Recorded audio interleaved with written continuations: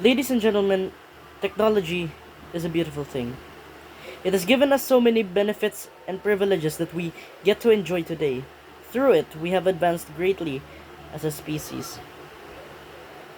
We have gained greater knowledge about the world we live in, found new ways to add more information and reach more groundbreaking milestones. We have found, or should I say, created new ways to entertain and amuse others and ourselves, and most importantly, we have connected to each other through innovative communication channels. Back then, these were all imperceivable. Back then, this was all beyond our achievement. Back then, in the early days of humanity, we only had our body language and our voice.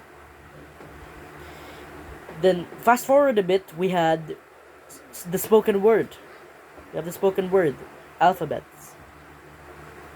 Then, we had the written language, writing, the alphabets, created ancient Greek, Phoenician, Sumerian cuneiform,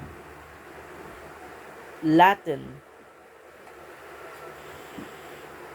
and then we had the radio. Fast forward a bit, fast forward even more, we had the radio and all those electrical mediums of communication back in the day. The I don't know what you call this one. The one where we use for inputting Morse code. And these has connected us closer. And then fast forward to a couple more years, we're in the technological age. Smartphones, cell phones, laptops, computers, the internet, Google, social media sites like MySpace, Friendster, Twitter, Facebook, and all those social media sites, all those social media platforms where we get to share our ideas, where we get to share how we feel, where we get to share what we know.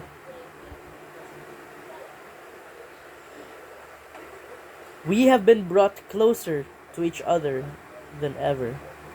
Or are we? We are now closer than ever together with this new improvement that we have today. But are we really? With the rise of new and better mediums for communication in the digital world, our analog communication skills are at risk of losing their quality.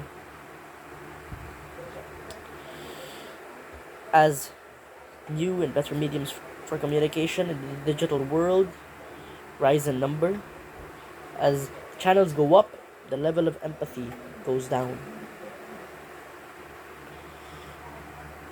It gets even worse during this time of widespread pandemic. Now that we are unable to directly talk to each other, we spend most of our time doing the talking on the screen. It's much harder now. It is much harder now because we cannot physically talk to each other, and we're just doing this on the screen of our phones, on the screen of our laptops, on the screen of our computers.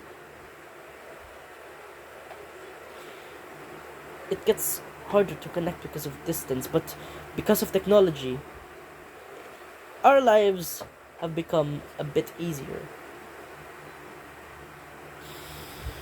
However, as we do this, we lose the enjoyment that we can only get from face-to-face analog communication.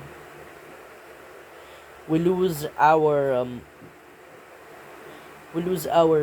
skills, but and at the same time, we we um we forget how to talk to another person face to face. You know, it's really different talking to another person face to face. There's the emotional attachment. the emotional workings involved. Because when you're face to face, because when you're face to face, that's when the effects of what other people are saying leave a greater impact on you. This would also take our toll. This would also take a toll on our mental health. For we humans are greatly social beings. We can't help but associate with others. I mean, let's face it. No one wants to be alone. No man is an island.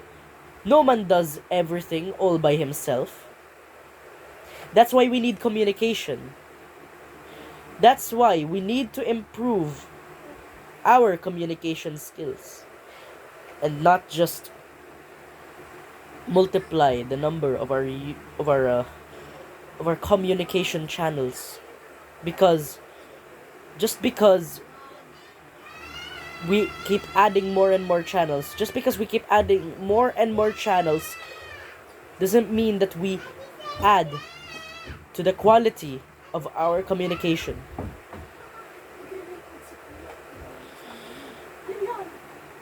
So, what am I getting on this? What am I getting on with this? Yes, technology is helping us in these hard times, but at a great cost. As much as we greatly need their technologies now, we also greatly need to rework our analog communication skills.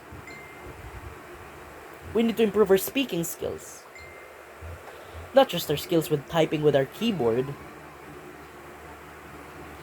We need to rework our skills in talking real time and face to face. And where to start? In this pandemic, we can practice it in our homes, with our families, with everyone we know. We cannot not communicate. We cannot not be connected. History has proven this, that we could not have been in where we are now if we had not communicated with each other. That we would have not reached the zenith that we have reached now without cooperation founded on discourse. Therefore, I urge all of us to keep the communication up. Keep on interacting. Keep talking. Keep your mouths running. And stay connected. This is not just an idea worth spreading, as those who would do lectures on TEDTalk would say. This is a call for action. We need to keep the communication up. The real-time communication. We need to connect to each other more than ever. Not just digitally, but personally. Because that's how things are ought to get done if we are to continue to survive as a species. Thank you very much for listening to my speech.